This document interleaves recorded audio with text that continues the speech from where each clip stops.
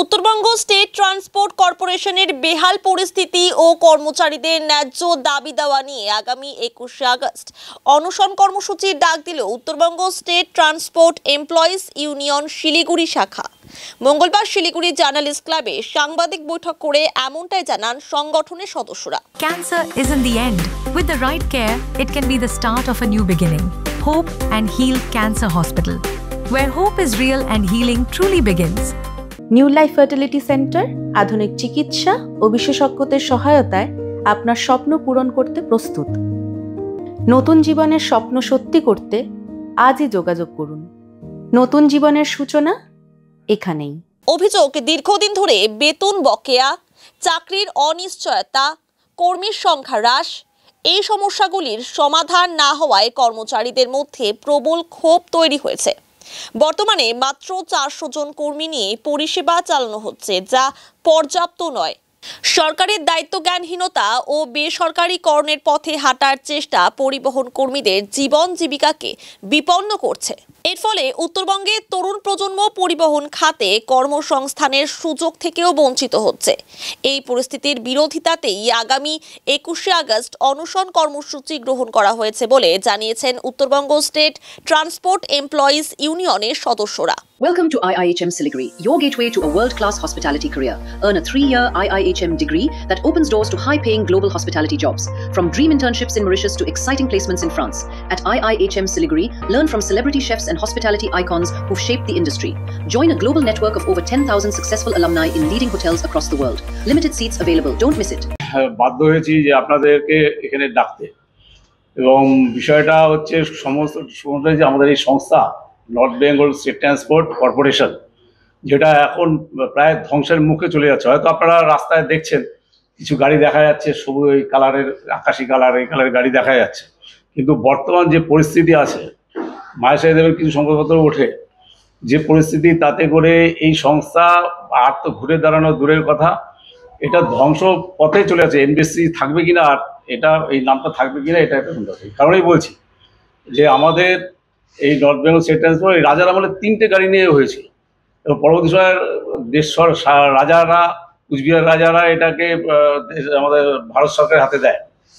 তারপরে রাজ্য এটা অধিগ্রহণ করে এবং এটা বড় জায়গায় নিয়ে যায়। এবং 1988, 89, 90 থেকে 96 বিপুল পরিমাণে বাস এবং বিপুল পরিমাণে কর্মী এখানে কর্মসংস্থানের সুযোগ হয়েছিল, এবং যার ফলস্বরূপ এতদিন চললো। কিন্তু বর্তমান সময়ে 2011 সালের পর একটা সরকার পরিবর্তনে আসে এবং একটা পাইলট প্রজেক্ট হিসাবে আমাদের ইউনিয়নকেও ডাকে, অন্যান্য ইউনিয়নকেও ডাকে যে একটা প্রজেক্ট করবেন, করে ভালো যাতে হয়। কিন্তু আমরা সেই সময় মানে সন্দেহ প্রকাশ করেছিলাম যে প্রজেক্টটা কী হতে যাচ্ছে। কিন্তু আমরা দেখলাম যে ভিআরএস দিয়ে দেওয়া, আস্তে আস্তে আস্তে আস্তে কর্মী যে 6500 শ্রমিক কর্মচারী যারা স্থায়ী কর্মী ছিল, এরা আস্তে আস্তে নামিয়ে নিয়ে এসে এখন বর্তমান সময়ে 400-র নিচে। তাহলে কী অবস্থাটা! এবং এখন প্রায় 3-4 ধরনের কর্মী এখানে আছে, কে সরকারি কর্মী, কে কন্ট্রাকচুয়াল, কে ঠিকাদারের পদ্ধতি, এটা আমাদের কাছে আমরা বুঝে উঠতে পারছি। তো এই করে করে আজকে আমাদের এই নর্থ বেঙ্গল স্টেট ট্রান্সপোর্টটাকে একেবারে ধ্বংসের পথে। এবং এটা করাই হয়েছিল এই কারণে যে আমাদের এই উত্তরবঙ্গের যারা বেকার যুবরা আছে, তাদের কর্মসংস্থানের সাথে সুযোগ বাড়ে, সেই সুযোগ তো দূরের কথা, এখন এই সুযোগ থেকে বঞ্চিত হচ্ছে আমাদের এই উত্তরবঙ্গের ছেলেরা। এবং দেখবেন এই একটা সংস্থা যেখানে কোনোদিন বেতন কোনো জায়গায় আমরা দেখিনি কমেছে। আমাদের এমন একটা সংস্থা যেখানে হচ্ছে আমরা দেখলাম যে বছরখানেক আগে 2000 টাকা করে বেতন কমিয়ে দেওয়া হলো, যে যারা কন্ট্রাক্ট বেসিকে যারা আছে কাজ করছেন তাদের 15,500 টাকা থেকে 13,500 টাকা করে দেওয়া হলো। এটা নিয়ে এখনও আন্দোলন চলছে, কেস চলছে। এবং বর্তমান সময়ে একটা সবচেয়ে ভয়ঙ্কর যে কাজটা করেছে, যেটা হচ্ছে রাজ্য সরকারের একটা যে ড্রাইভার যারা আছেন রাজ্যের বিভিন্ন ডিপার্টমেন্টে, তাদের একটা বেতন বৃদ্ধির একটা সার্কুলার জারি করেছে। সেই সঙ্গে আমরা বহু লড়াই আন্দোলন করেছিলাম, এবং একটা এখনো অবধি সেই ইয়েতে আমাদের এনবিএসসি শ্রমিক কর্মচারী যারা আছে, আমাদের এখানে শুধু ড্রাইভার না, আমাদের এখানে কন্ট্রাকচুয়াল, কন্ডাক্টার, মেকানিক এবং ড্রাইভার আছে। তো আমরা সেই চলছি, শুনলাম নাকি তাদের কিছুটা বৃদ্ধিভাবে ড্রাইভারদের হয়েছে, এবং সেটাও আবার সরকারের অনুমতি দ্বারা সেটা সংস্থা দিচ্ছে। কিন্তু প্রশ্ন হচ্ছে যে যারা আমাদের এখানে যারা কন্ট্রাকচুয়াল, যারা কন্ডাক্টার এবং মেকানিক আছে, ড্রাইভারের পরে তাদের বেতনটা বৃদ্ধি পেল না। এটা হচ্ছে আমাদের এই লড়াই আন্দোলনের প্রথম ইয়ে, যে আমরা 21 তারিখ 21 তারিখে আমরা একটা বড় পদক্ষেপ আমরা দিতে যাচ্ছি, যেটা যে নর্থ বেঙ্গলের বুকে আমাদের নর্থ বেঙ্গল স্টেট ট্রান্সপোর্টে আমরা কোনোদিনও করিনি, কিন্তু আমরা বাধ্য হচ্ছে। এটা হচ্ছে প্রথম পদক্ষেপ আমাদের, যে আমরা 10 ঘন্টার অনশন, প্রতীকী অনশন আমরা করতে যাচ্ছি। আমরা ডিপো ইনচার্জের ঘরের সামনে আমাদের ইউনিয়নের সদস্যরা, সেদিন সকাল 9টা থেকে শুরু হবে, আমরা 10টা থেকেই শুরু করবো। আমরা এটা একেবারে রাত্রি 7টা অবধি আমরা সেখানে প্রতীকী অনশন করব। এবং আমরা আমাদের যে প্রশাসন আছে, আমাদের সরকার, তাদের কাছে আমরা এই বার্তাটা পৌঁছে যাব যে আগামী দিনে আরও বড় লড়াই আন্দোলনে আমরা যেতে যাচ্ছি। তো সেখানে আমাদের কলকাতা থেকে একেবারে কুচবিহার, এই পুরো যে আমাদের রাজ্য কমিটি বলে আমাদের, এই পুরো জায়গা থেকে আমাদের কেন্দ্রীয় কমিটির সদস্যরা তারা উপস্থিত থাকবেন এখানটা। এটার জন্যই আজকে আমাদের বিভিন্ন দাবি বা ভিত্তিতে আজকে আমাদের এই সাংবাদিক না বাস চলাচল, আমরা বাসটাকে স্বাভাবিক রেখেই আমরা এটা করছি। আমরা আমাদের যারা শ্রমিক কর্মচারী আছে, আমরা সবাইকে আমরা ইয়ে করছি না, আমাদের একটা অংশ আমরা ওখানে অংশগ্রহণ করবো। বাদ বাকি যাতে পরিষেবা বন্ধ না হয়, মানুষের যাতে অসুবিধা না হয়, তার ব্যবস্থা আমরা করেই আমরা আন্দোলনটা করবো। এবং দেখবেন এটা আলিপুরদুয়ার, কুচবিহার, শিলিগুড়ি ও মালদা এই 4 জায়গা থেকে করা হয়েছিল, কিন্তু বর্তমান সময়ে যা অবস্থা তাতে এটা বন্ধের মুখে যাচ্ছে। আগামী কয়েক মাসের মধ্যে এটা ফেরতই চলে যাবে, প্যাসেঞ্জার নেই, চালাতে পারছে না, ট্রেন সার্ভিস চলছে, সেই পরিকল্পনা নেই আমাদের north Bengal state transport corporation প্রশাসনের, সরকারের সেই পরিকল্পনা নেই। অবশ্যই বন্ধ হবে। এবং সবচেয়ে ভয়ঙ্কর যে বিষয়টা, যে আপনারা জানেন কিনা জানেন না, যে কিছুদিন আগে একটা টেন্ডার ডাকা হয়েছে।